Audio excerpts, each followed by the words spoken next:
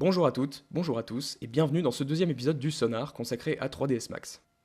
Nous avons vu dans la première vidéo comment s'organise l'interface de Max. Il est plus que temps d'en apprendre les fonctionnements. C'est pourquoi je vous propose la réalisation d'un rendu comme celui-ci, et uniquement avec les outils basiques du logiciel. Dans cet épisode, vous apprendrez les rudiments de la modélisation, qui vous permettra également de vous familiariser à gérer les volumes dans l'espace, la création et l'application de matériaux et textures au volume de votre scène, les lumières et leur configuration, et enfin, les effets de base, et notamment le réglage de contraste et un effet de profondeur de champ. N'oubliez pas que vous pouvez vous référer au lexique de cette vidéo, si vous voulez avoir plus de détails sur un outil en particulier, en suivant les références ponctuant ce tutoriel. C'est parti! La scène comporte 3 volumes principaux, la table, le cadre photo et le verre contenant un liquide. Nous allons commencer par la table ronde. Dans le menu Création, sélectionnez Cylindre, puis créez un cylindre assez grossier. Ensuite, rendez-vous dans le menu Modifier pour déterminer précisément ses dimensions. Ici se trouvent toutes les propriétés de votre cylindre. Donnez-lui un rayon de 30 et une hauteur de -1. Ici se trouvent les champs qui règlent le nombre de segments de votre volume. Entrez 1 dans segment hauteur, 1 dans segment couvercle et 60 dans le champ côté, afin que l'on ne distingue pas les arêtes de la table. Plus il y en a, moins ça se voit. Passons au cadre photo. Retournez dans le menu de création et cliquez sur Boîte. Comme avec le cylindre, créez grossièrement ce qui va servir de base au cadre. Dans l'onglet Modifier, donnez à votre bloc une longueur de 20, une largeur de 15 et une hauteur de 1.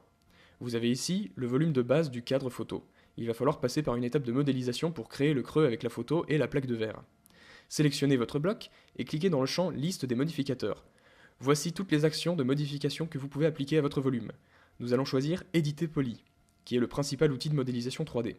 Ces icônes vous permettent d'intervenir sur les sommets, les arêtes, les courbes, les faces et les éléments de votre volume.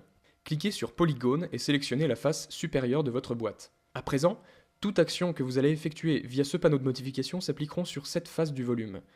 Dans la partie Éditer polygone, sélectionnez l'action Insertion en cliquant sur cette icône. Celle-ci étant le mode manuel de l'action. Un petit menu apparaît dans la vue active. C'est par ce menu que vous allez déterminer les valeurs précises de modification. Entrez 1 dans le champ Quantité pour déterminer la largeur du cadre. Puis cliquez sur OK. Ensuite, nous allons utiliser l'action Extruder pour creuser le bloc de base. Même manipulation que pour le choix de l'action, entrez -0,6 dans le champ Hauteur, puis OK. Par souci de détail, nous allons arrondir les bords du cadre en créant des chanfreins. Pour cela, cliquez sur Arrête pour pouvoir modifier les segments du cadre, et par souci de visibilité, cochez l'option Face délimitée dans les options de la vue en perspective. Les arêtes du volume s'affichent clairement, rendant le travail 3D plus confortable. Sélectionnez l'une des arêtes du cadre, puis cliquez sur Boucle dans le panneau de modification. Cette option permet de faciliter la sélection dans la fenêtre 3D qui n'est pas toujours facile. Une fois la sélection faite, dans l'onglet Éditer arête, choisissez l'outil Chanfrein, puis 0,3 dans le champ Quantité et 6 dans le champ Segment, ce qui va donner des contours arrondis à votre cadre. Cliquez sur OK et répétez la manip sur les arêtes extérieures. Sélection, boucle, chanfrein, les valeurs que vous avez entrées sont restées en mémoire, OK. La photo à présent. Nous allons simplement détacher le fond du cadre du reste du volume pour en faire la photo. Pour ça, retour sur Polygone, sélectionnez le fond du cadre et cliquez sur Détacher. Le fond est à présent indépendant du volume du cadre. Dernière étape, la plaque de verre. Sortez du panneau de modification du cadre en désactivant Polygone, puis retournez dans le menu de création. Nous voulons créer une plaque de verre aux dimensions de la photo. Pour nous faciliter la tâche, nous allons masquer temporairement tous les éléments de la scène sauf la photo. Sélectionnez-la, faites un clic droit puis cliquez sur Masquer le reste. Ces outils sont très pratiques pour dégager la vue et travailler sur un élément en détail. Ensuite, il faut régler l'accrochage sur les points. Si vous avez activé l'onglet Accrochage vu dans le premier sonar, cliquez simplement sur Bascule accrochage au sommet. Sinon, faites un clic droit sur Bascule accrochage et cochez Sommet dans la liste. Sélectionnez Boîte pour créer la plaque de verre, puis positionnez votre curseur près d'un coin de la photo. Cette petite croix jaune indique que vous vous accrochez bien au sommet et vous pouvez créer votre plaque. Changez simplement son épaisseur dans le panneau Modifier en entrant 0,1 dans le champ Hauteur.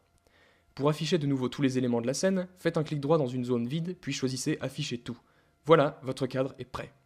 Positionnez-le ainsi grâce aux outils de déplacement et de rotation.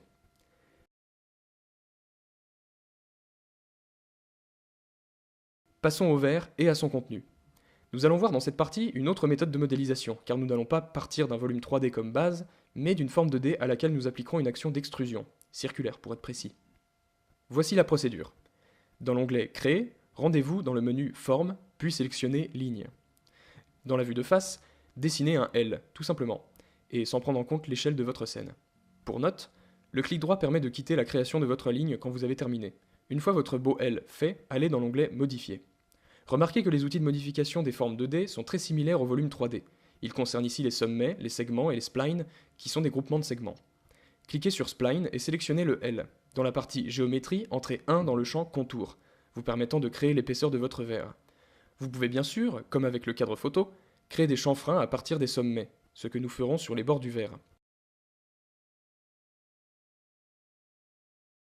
Pour arrondir les bords, sélectionnez un ou deux sommets, clic droit puis sélectionnez Lissage. Vous pouvez jouer avec les courbes Bézier pour parfaire l'arrondi du verre. Passons au liquide contenu dans le verre. Nous allons copier le profil intérieur du verre. Dans le panneau de modification, cliquez sur Segment, puis sélectionnez les 3 segments intérieurs. Pour les copier, appuyez sur Shift ou majuscule et déplacez simplement le segment sur la vue de face. Ensuite, cliquez sur Détacher dans le panneau de modification, entrez le nom de la nouvelle ligne et hop! Repositionnez-la grâce à l'accroche par sommet pour la faire correspondre avec l'intérieur du verre. Nous allons modifier cette nouvelle ligne pour ne pas que le verre soit rempli à ras-bord. Déplacez simplement vers le bas le sommet supérieur de la ligne et placez-le à peu près à ce niveau. Pour finir, et afin que l'extrusion fonctionne, il faut fermer la forme de dé. Cliquez sur Créer ligne dans le panneau de modification et, tout en gardant l'accrochage par sommet, cliquez sur l'une des 2 extrémités de la ligne.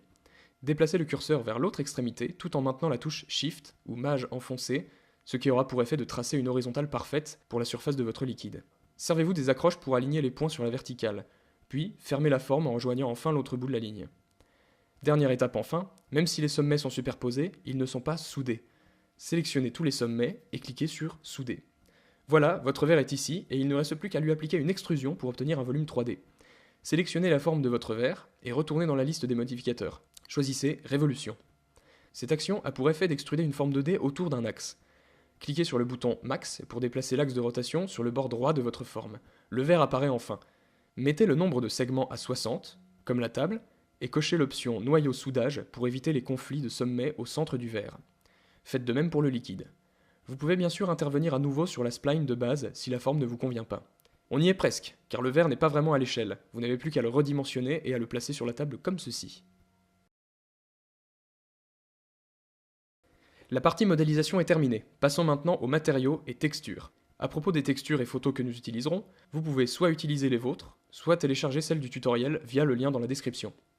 Le premier réflexe que vous devez avoir lorsque vous utilisez des fichiers extérieurs, c'est de tous les placer dans le répertoire de votre scène pour éviter qu'en cas de changement d'organisation sur votre disque dur, vous ne vous retrouviez pas à chercher les fichiers sources perdus.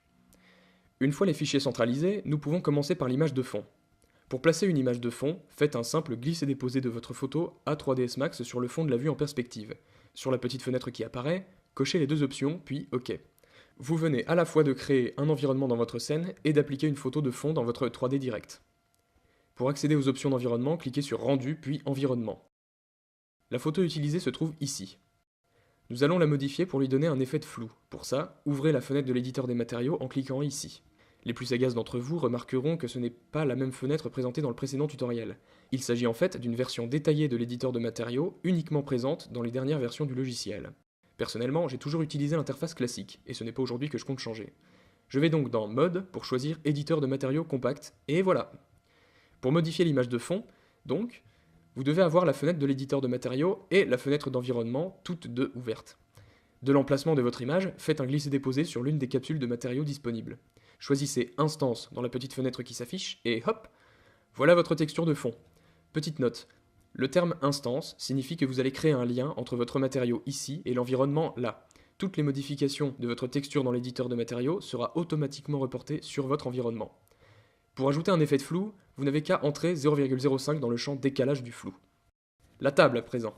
J'utilise cette texture de marbre pour avoir un effet de reflet dans le rendu final. Dans la fenêtre de l'éditeur de matériaux, sélectionnez une nouvelle capsule, puis cliquez sur le petit bouton à côté de Diffus. Dans la liste qui s'ouvre, cherchez Bitmap pour dire à Max que vous voulez utiliser une image extérieure, puis ouvrez le fichier de la dite texture. Toute cette zone concerne la case Diffus, qui sert à plaquer une texture sur votre volume 3D, à l'image d'un papier peint. Cochez les 2 fonctions miroir pour faire répéter la texture. Sur notre marbre, nous allons appliquer un effet de relief en utilisant la même texture. Cliquez alors sur Atteindre parent pour retourner dans le matériau de base, puis déployez l'onglet Maps. Ici se trouvent quasiment toutes les options pour définir votre matériau, sa transparence, la manière dont il va réagir à la lumière, etc. Ici se trouve votre texture de marbre, et ici, l'option destinée à donner un effet de relief. A nouveau, un simple glisser-déposer est nécessaire pour appliquer l'effet. Choisissez Instance, puis OK. Nous allons laisser le niveau de relief à 30. Dernière étape pour le marbre, l'effet de reflet. Pour cela, nous utiliserons la case Réflexion, mais cette fois en appliquant un outil du moteur graphique. Cliquez sur Aucune à côté de Réflexion, puis choisissez Lancer de rayon dans la liste qui s'affiche. Cliquez à nouveau sur Atteindre parent et réglez la réflexion à 20. Pour appliquer le matériau au cylindre, vous l'avez deviné, c'est glisser-déposer. En activant la visualisation de la texture dans la 3D Direct, vous remarquerez que la texture ne s'applique pas du tout comme il le faudrait. Il faut repasser par le panneau de modification et chercher dans la liste des modificateurs Mapping UVW. Fini pour la table. Le cadre photo sera constitué de 3 matériaux, le cadre, la photo et la vitre. Commençons par le cadre. Sélectionnez une nouvelle capsule et cliquez sur le petit cadre gris à côté de l'option Ambiant. Choisissez la couleur qui vous plaît en privilégiant les teintes claires. Ma scène aura beaucoup de couleurs chaudes, j'opte donc pour un jaune orangé clair. Ensuite, mettez le niveau spéculaire à 160 et le lustre à 20. Plus bas, dans Maps, choisissez le même lancer de rayon que tout à l'heure, mais sur la case Réfraction. Réglez son niveau à 10 et appliquez le matériau au cadre photo. La vitre sera très simple. Sur une nouvelle capsule, choisissez Anisotrope à la place de Blin. Réglez l'opacité à 20, le niveau spéculaire à 140, le lustre à 80, l'anisotropie à 4. Dans Maps, répétez la manip avec le lancer de rayon dans l'option Réflexion, réglez-la à 30 et appliquez le matériau à la vitre dans votre scène. La photo, enfin. Glissez et déposez l'image de référence sur une nouvelle capsule. Nous ne changerons rien à ce matériau. Pour l'appliquer, vous masquez la vitre avec le procédé vu précédemment pour faire un glisser-déposer. Le verre à présent. Nous n'allons pas nous baser sur un matériau standard, mais directement sur un lancer de rayon. Cliquez donc sur Standard et choisissez Lancer de rayon dans la liste. Nous allons définir les niveaux de transparence, de réfraction et de translucidité par des nuances de couleurs. Plus vous appliquerez une couleur sombre et moins l'effet sera prononcé. Choisissez une nuance assez claire pour transparence et un gris foncé pour réflexion. Montez le niveau spéculaire à 100 et appliquez le matériau au verre. Le contenu du verre enfin, nous allons également nous baser sur un lancer de rayon, mais nous allons lui appliquer des teintes orangées, comme le whisky, ou un jus de pomme. Choisissez une teinte orangée pour les options ambiant, diffus et transparence, puis mettez l'indice de réfraction à 4. Appliquez le matériau au liquide, c'est bon pour les matériaux. Nous allons placer 2 spots au-dessus de notre table. Dans le menu Créer, allez dans le panneau des lumières, changez le champ photométrique qui concerne des sources de lumière plus avancées pour Standard. Cliquez sur Proj libre et placez un spot sur la vue de dessus. Déplacez-le sur les vues de côté pour le placer au-dessus de la table. Nous allons à présent régler l'angle du faisceau lumineux, sa teinte et enfin les ombres. Dans le panneau de modification et dans l'onglet Paramètres projecteur, entrez la valeur 80 dans le champ Atténuation champ. Dans l'onglet Intensité couleur atténuation, mettez le multipli à 0,7 et choisissez une couleur sensiblement jaune, car les spots intérieurs produisent rarement une lumière totalement blanche. Enfin, dans Paramètres généraux, cochez la fonction Actif dans les ombres et choisissez Ombre douce dans le type d'ombre.